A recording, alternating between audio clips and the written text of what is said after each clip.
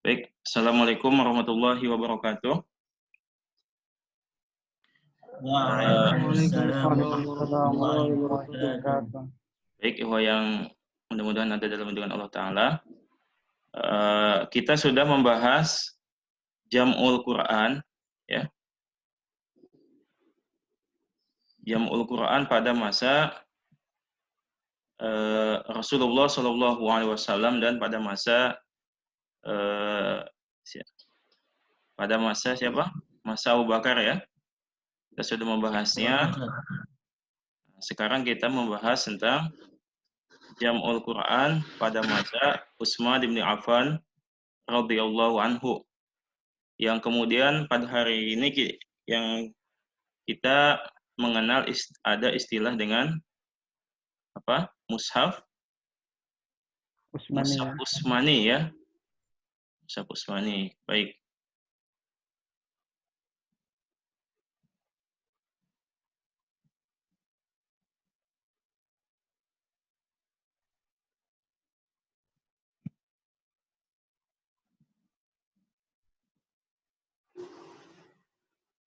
Baik ya, sudah jelas ya. Baik, ikhwan sekalian, ini kitab yang menjadi rujukan kita dalam kuliah ini yaitu kitab Dirasat fi Ulumil Quran tulisan Dr. Fahad Ar-Rumi, ya. Nah, ya, pembahasan kita adalah Jam'ul Quranil Karim. Kita sudah menjelaskan beberapa definisi dari Jam'ul Quran. Namun yang hanya kita jelaskan di sini adalah Jam'ul Quran bimakna kitabatuhu wa tadwinuhu.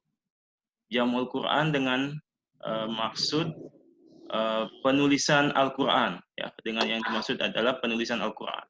Karena bisa jadi jam'u juga bermakna hifzuhu, menghafalnya, atau tasjiluhu, atau merekamnya. Tapi yang kita bahas di sini adalah kitabatuhu, penulisan Al-Quran.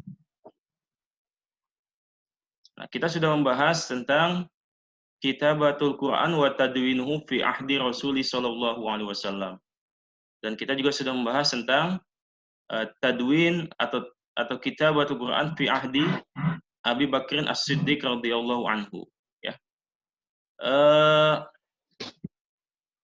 Bagi yang ingin memurajaah, silahkan dibuka kembali rekamannya tentang Jam'ul Quran pada masa Rasulullah Sallallahu Alaihi Wasallam pada masa Abu Bakar. Sekarang kita akan membahas tentang Jam'ul Quran pada masa Utsman bin Affan radhiyallahu anhu. Baik, ikhwan yang dirahmati Allah Ta'ala.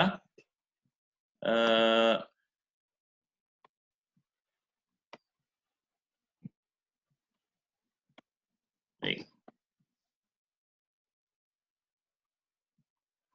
Jam'ul Quran bimakna naskhuhu fi ahdi Utsman bin Affan. Jam'ul Quran yang dimaksud adalah nasakh, ya. Nasakh itu penulisan ulang. Kalau sekarang kalau di komputer istilahnya kopas, ya. Tapi yang dimaksud di sini adalah penulisan ulang mushaf pada masa Utsman ibnu Affan radhiyallahu anhu, ya. Pertama, sebabnya mengapa harus terjadi penulisan ulang mushaf pada masa Utsman. Yang pertama, sebabnya adalah indama ittasa'at futuhat al-islamiyah, ketika daerah atau kekuasaan kaum muslimin ini semakin luas, ya. Banyak negeri-negeri yang difutuh, banyak negeri-negeri yang kemudian dikuasai atau oleh umat Islam, ya. Sehingga para sahabat itu mereka tersebar di berbagai negeri yang sudah ditaklukkan oleh kaum muslimin. Negeri-negeri yang sudah dibebaskan oleh kaum muslimin, ya, maksudnya, ya. Nah, para sahabat ini mereka memiliki penguasaan masing-masing, ya, terhadap Al-Qur'an. Ya. Karena yang kita ketahui bahwa Al-Qur'an ini unzila ala sab'ati ahruf. Al-Qur'an ini sebagaimana sabda Rasulullah sallallahu alaihi wasallam diturunkan menurut 7 huruf. Yang nanti ini akan kita jelaskan yang dimaksud sab'atu ahruf ini. Apakah 7 lahza ataukah 7 dialek ataukah apa yang dimaksud dengan eh, al-ahruf as-sab'ah. Yang jelas bahwa al-ahruf as-sab'ah ini eh, menjadi kemudahan bagi kaum muslimin pada saat itu, ya, sehingga mereka bisa membaca Al-Qur'an dengan huruf atau lahjah yang mudah bagi mereka, sehingga bacaan Al-Qur'an itu bermacam-macam. Dan para sahabat pun mereka tersebar di berbagai negeri yang dikuasai oleh kaum muslimin, mengajarkan dengan huruf yang mereka kuasainya, dengan lahzah yang mereka kuasainya masing-masing. Sehingga ini ahlu Syam yaqra'una bi qiraati Ubay ibn Ka'ab, ya. Penduduk Syam pada saat itu, yakni yang sekarang menjadi Suriah, Yordan, Palestina, itu Syam ya maksudnya ya. Itu dulu mereka membaca dengan bacaannya qiraah Ubay bin Ka'ab. Ya. Kemudian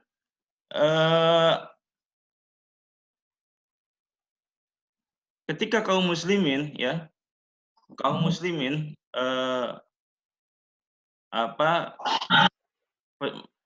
ada panggilan untuk berjihad untuk membebaskan Armenia dan Azerbaijan, ya, pada saat itu,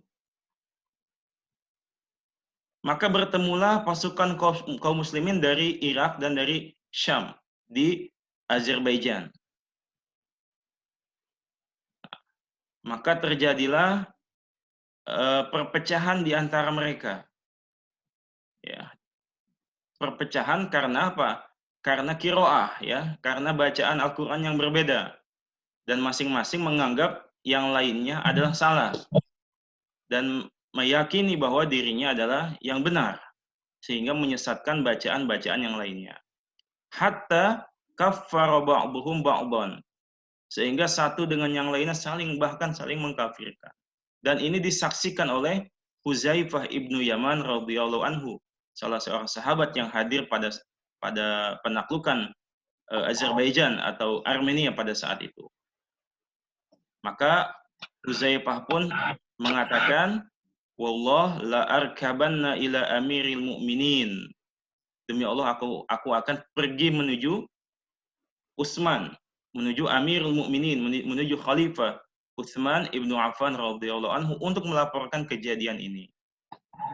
Ya. Dan Utsman ibnu Affan, ya, yang pada saat itu sebagai khalifah, beliau juga orang yang mengajarkan qiraah, ya, di Madinah, ya, mengajarkan anak-anak ngajar. Meskipun beliau khalifah, tapi beliau juga mengajarkan anak-anak. Atau bukan mengajarkan anak, ya. Wa qad ra'a nahwa hadha fil Madinah. Faqad kana al-muallim yu'allimu bi qiraah wal muallim yu'allim bi qiraah. Ya, Utsman menyaksikan bahwa para guru yang ada di Madinah juga begitu, ya. Yang satu mengajarkan qiraah, yang satu mengajarkan qiraah yang lainnya kepada anak-anak. Sehingga anak-anak ini pun mereka saling mengingkari qiraah yang satu dengan qiraah yang lainnya. Maka faqama khatiban, maka Utsman pun mengatakan, antum indi takhtalifuna fihi wa tulhinuna faman na'a anni minal amsar asyaddu fihi ikhtilafan wa asyaddu lahna. Kalian saja yang ada dekatku ini saling berselisih, apalagi mereka yang ada di tempat yang jauh, pasti mereka akan lebih berselisih lagi. Ijtami'u ya ashabu Muhammad waktubu linnasi imaman. Maka berkumpullah wahai sahabat-sahabat Muhammad dan tulislah bagi manusia sebuah kitab, sebuah mushaf yang menjadi imam, yang menjadi panduan untuk semuanya. Nah, ini adalah salah satu sebab mengapa kemudian terjadi penulisan ulang mushaf pada masa Utsman ibnu Affan, yaitu karena terjadinya perbedaan qiraah, ya, perbedaan qiraah yang kemudian qiraah tersebut menyebabkan orang-orang berselisih, berselisih dan menganggap qiraah yang lainnya benar, salah, hanya qiraah dia yang benar. Nah, ini kita singkat saja ya. Ini terjadi mulai penghimpunan ini pada akhir tahun 24 Hijriah atau awal dari tahun 25 Hijriah sebagaimana yang disebutkan oleh Ibnu Hajar Al-Asqalani rahimahullahu taala. Baik, ikhwan sekalian yang dirahmati Allah taala. Kemudian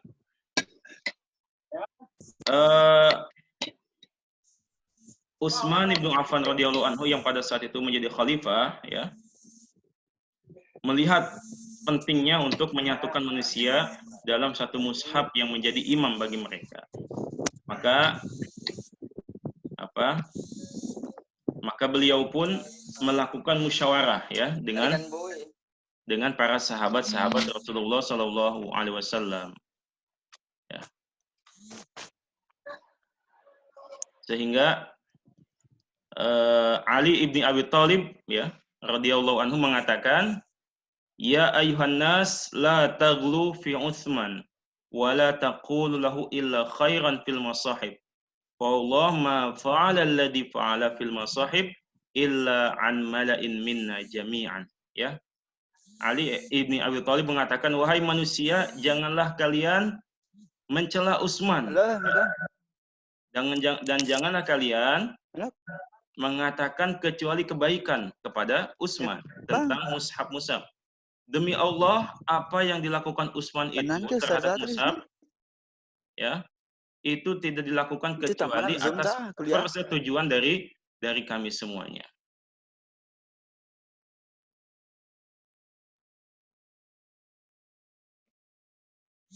Baik ya, bisa dipahami ya? Baik. Kemudian Ali mengatakan, wallah law wallaitu la fa'altu mithla alladhi fa'ala. Demi Allah, jika aku pada saat itu yang memimpin, maka aku akan melakukan apa yang dilakukan oleh Utsman radhiyallahu anhu. Baik, ikhwan sekalian, kemudian ini dia ya. Kemudian Utsman bin Affan membuat sebuah panitia, Al-Lajnah Al-Mukhtar. Nah, kemudian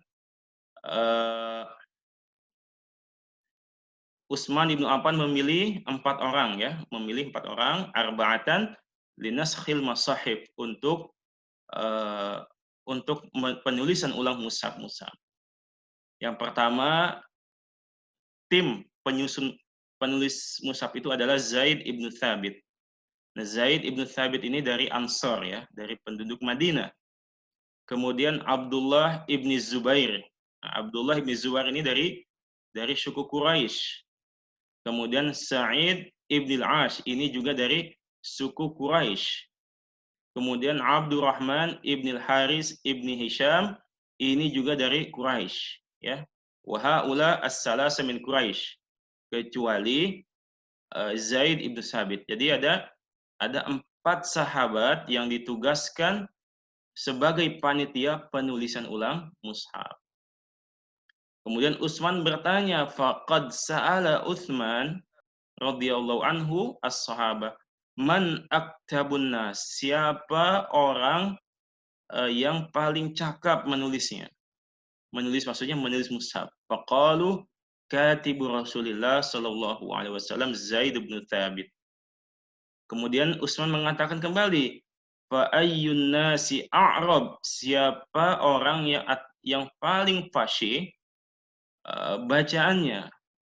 Orang-orang mengatakan, para sahabat mengatakan Sa'id ibn al-Ash. Faqala Utsman, falyumli Sa'id wal yaktub Zaid. Hendaklah Sa'id yang membacakan dan Zaid yang menulis. Baik ya. Kemudian manhaj ya. Manhaj fi hadal jama'. Metode penghimpunan Al-Qur'an pada masa Utsman ibn Affan radhiyallahu anhu. Nah, setelah para sahabat semuanya sepakat ya untuk menulis ulang mushaf, maka ini dia manhaj ya, metodologi yang dilakukan oleh Utsman bin Affan untuk mulai menulis ulang mushaf. Yang pertama, Utsman bin Affan ini berkhutbah ya. Berkhutbah meminta semua orang yang mereka memiliki Al-Qur'an ya, agar datang kepadanya. Yang memiliki salinan Al-Qur'an datang kepadanya. Ya. Ayyuhan nas ahdukum binabiyikum mundu 13. Nabi kalian telah mengamanatkan kalian selama 13 tahun dan kalian membaca Al-Qur'an. Dan kalian mengatakan qira'atu abi, qira'atu Abdillah, yaqul rajulullah ma tuqimu qira'atuk ya. Sebagian mengatakan ini adalah bacaan ayahku, bacaannya Abdullah, dan yang lain mengatakan bacaan kamu tidak benar. Maka Utsman meminta agar orang-orang yang memiliki tulisan kitabullah untuk datang padanya, maka orang-orang pun mengumpulkannya. Kemudian Utsman bin Affan radhiyallahu anhu mengutus orang kepada Ummul Mukminin Hafsah ya, binti Umar, untuk meminta mushaf yang sudah dikumpulkan pada masa Abu Bakar As-Siddiq. Ya, Jam'ul Quran yang dikumpulkan pada masa Abu Bakar As-Siddiq ini kemudian disimpan oleh Umar bin Khattab, kemudian disimpan oleh Hafsah sebagai, karena Hafsah merupakan istri Rasulullah Shallallahu Alaihi Wasallam. Ya. Kemudian yang ketiga manhajnya adalah Utsman bin Affan menyerahkan mushaf tersebut kepada Zaid ibn Thabit dan 3 orang yang lainnya, ya, dari 3 orang yang lainnya dari tim penulis mushaf. Dan Utsman bin Affan mengatakan kepada mereka agar menulis ulang mushaf ya, bukan satu mushaf tapi mushaf. Dan Utsman mengatakan kepada mereka, "Idza ikhtalaftum antum wa Zaid ibn Thabit fi syai'in al-Qur'an faktubuhu bilisani Quraisy." Jika kalian berbeda pendapat dengan Zaid dalam menulis mushaf, maka tulislah dengan lisannya Quraisy. Wa innama nuzila bilisanihim. Karena Al-Qur'an diturunkan menurut lisannya orang-orang Quraisy. Ini manhaj ketiga. Kemudian manhaj keempat, ya, ikhwah sekalian, mudah-mudahan bisa dipahami dan bisa diperhatikan. Idza tawatara fi ayatin aktsar min qiraa'ah, jika dalam satu ayat itu ada berbagai macam bacaan yang mutawatir, maka kalimat dalam ayat tersebut ditulis tanpa ada tandanya, ya, tanpa ada tandanya. Maka sehingga ditulis dengan satu rasam. Nah, di sini seperti kalimat fatabayyan. Nah, ini ya, dalam mushaf yang ditulis pada masa Utsman ini tidak ini tidak ada titiknya, tidak ada fathahnya, tidak ada tasdidnya ya. Sehingga fatabayyanu ini juga bisa dibaca dengan fatatsabbatu ya. Jadi satu kata bisa dibaca dua macam qiraah. Karena 2 qiraah ini juga mutawatir. Bisa dibaca fatabayyanu, bisa dibaca juga fatatsabbatu. Baik. Kemudian lanjutkan. Seperti contoh yang lain juga, nun syizuha dalam surah Al-Baqarah ya. Nah, ini juga bisa dibaca nun syiruha karena tidak ada titik ya, tidak ada titik, tidak ada yang lain-lainnya. Namun juga amma idza lam yakun rasmuha bihaitsu tahmilu qira'ah fahiya tuktabu fi ba'dil mashahif bi rasmin ya.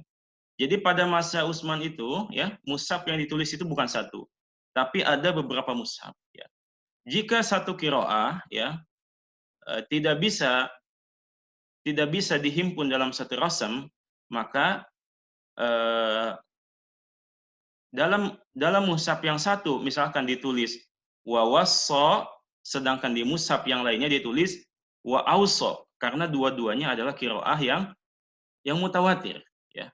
Jadi karena tidak bisa disatukan, maka di mushaf yang misalkan dikirim ke Madinah ditulis wa wasso, sedangkan mushaf yang dikirim ke Syam ditulis wa auso. Nah, ini manhajnya, ya. Ini sebentar lagi berhenti Zoom-nya.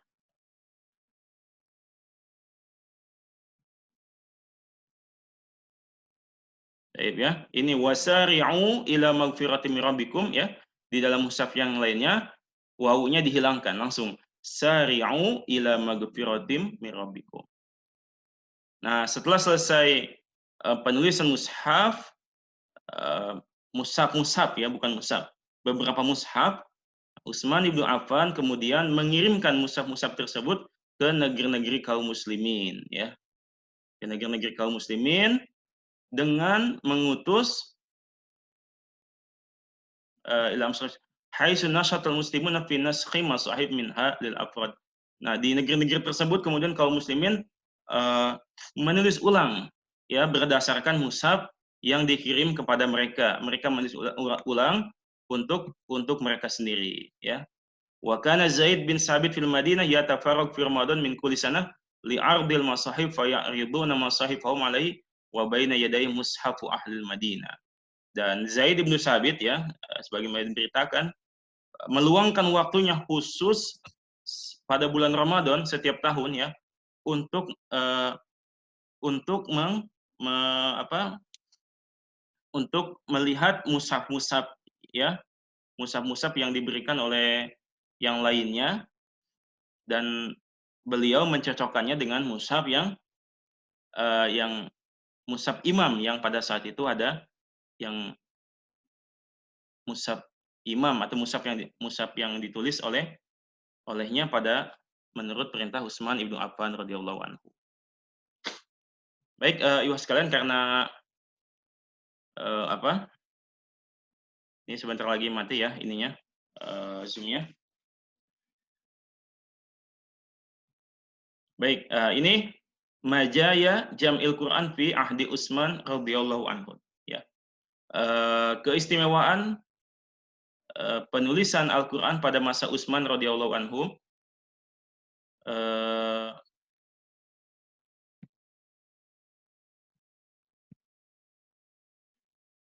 Baik, ya. Yang pertama, al-iqtisar ala harfin wahid minal ahruf as-sab'ah. Qala Ibnu Qayyim rahimahullahu taala jama Utsman radhiyallahu anhu an-nas ala harfin wahid. Utsman Ibnu Affan mencukupkan penulisan mushaf menurut satu satu huruf, ya. Satu huruf ini maksudnya satu lahjah, ya. Sebagaimana dikatakan oleh Ibnu Qayyim al-Jauziyah. Walaupun sebagian yang lainnya mengatakan Utsman menghimpun huruf-huruf yang lainnya, tapi di sini dipilih bahwa Utsman hanya memilih satu huruf saja, ya. Kenapa hanya memilih satu huruf, ya? Padahal Al-Qur'an diturunkan menurut 7 huruf, ya, atau 7 lahjah, ya. Ketika Al-Qur'an diturunkan pada masa Rasulullah Shallallahu alaihi wasallam dengan 7 lahjah, ini memudahkan bangsa Arab yang pada saat itu baru memeluk Islam. Karena mereka memiliki kebiasaan lidah, ya, yang sulit jika dipaksakan hanya dibaca menurut dialek Quraisy saja misalkan, ya. Sehingga Rasulullah SAW disebutkan dalam suatu hadis terus meminta kepada Allah Ta'ala kemudahan agar Al-Quran ini bisa dibaca dengan berbagai macam huruf, ya. Dan kemudian ini menjadi maslahat pada masa Rasulullah Shallallahu alaihi wasallam ketika Al-Qur'an ketika Islam diterima oleh bangsa Arab, oleh penduduk yang ada di sekitar wilayah Arab ini, ya. Namun setelah Islam kemudian meluas, ya. Islam meluas, kemudian orang-orang juga sudah terbiasa bertemu satu dengan yang lainnya, dengan dialek yang berbagai macam, dengan dialek bahasa Arab yang berbagai macam, maka sangat mudah, ya, pada masa-masa selanjutnya untuk membaca Al-Quran hanya dalam harfun wahid, ya, sehingga ini menjadi maslahat ketika Utsman ibnu Affan menghimpun eh, Al-Quran dalam mushaf dengan satu huruf. Wallahu taala alam. Demikian ya. Pokok yang kedua ya, majaya ya, kelebihan keistimewaan mushaf Utsman ini adalah ihmal manusikhat tilawatuhu. Ya. Utsman ibnu Affan menghilangkan ya ayat-ayat yang memang sudah tidak dibaca ya. Faqad kana qasdu Utsman radhiyallahu anhu jam'un nas ala mushaf ya. Tujuan Utsman pada saat itu adalah menghimpun manusia untuk satu mushaf. La taqdim fihi wala ta'khir wala ta'wil athbat ma'a tanzil. Wala mansukh tilawatuhu kutiba ma'a musbit rasmihi. Wa mafrudun qira'atuhu wa hifdhuhu khasyata dukhulil fasad wa syubhah ala man ya'ti. Jadi tujuan Utsman itu adalah menghimpun manusia dalam satu mushaf. Bukan melakukan takwil dan bukan juga untuk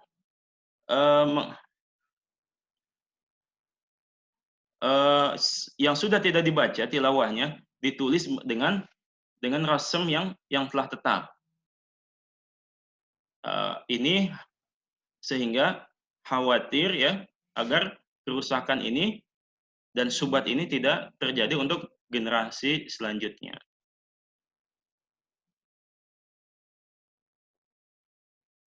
Kemudian yang ketiga ya, al-iqtisar ala ma sabata fil ardah al-akhirah wa ihmal ma'adahu ya. Utsman ibnu Affan membatasi dengan dengan Al-Qur'an yang disampaikan pada al-ardah al-akhirah ya. Karena sebagaimana diketahui bahwa di akhir kehidupan Rasulullah SAW, Jibril datang kepada Rasulullah SAW pada bulan Ramadan 2 kali. Nah, turunnya Jibril kepada Rasulullah 2 kali ini untuk memurojaah Al-Qur'an dan menetapkan Al-Qur'an mana yang dinasah dan mana yang tidak. Nah, ini disebut dengan al-ardah al-akhirah. Jadi Al-Qur'an yang ditulis hanya yang disampaikan pada al-ardah al-akhirah.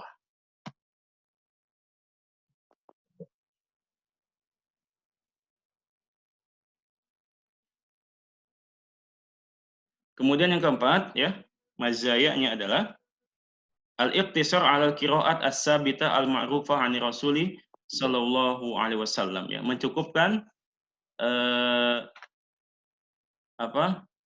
qiraat-qiraat yang telah tetap ya, yang diketahui dari Rasulullah SAW dan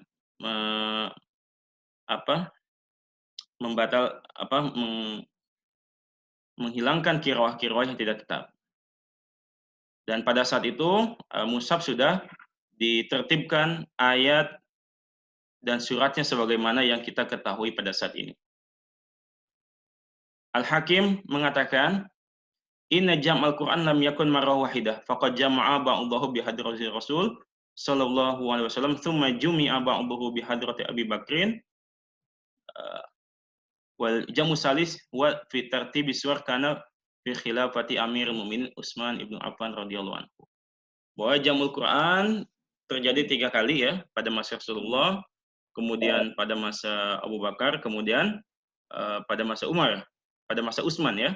Di sana ditertibkan suratnya, tertib suar ya, tertib surat yang sebagaimana yang kita ketahui pada mushaf pada saat ini.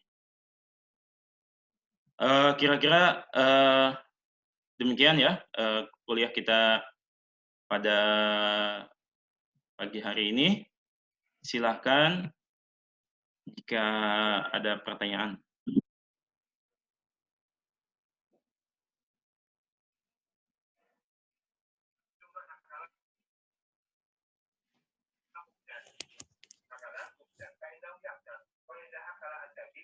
فهو لا يعلم وهذا واضح ليس بإشكال لماذا؟ أن الكتاب ليس بعقل ولذلك لا يؤدي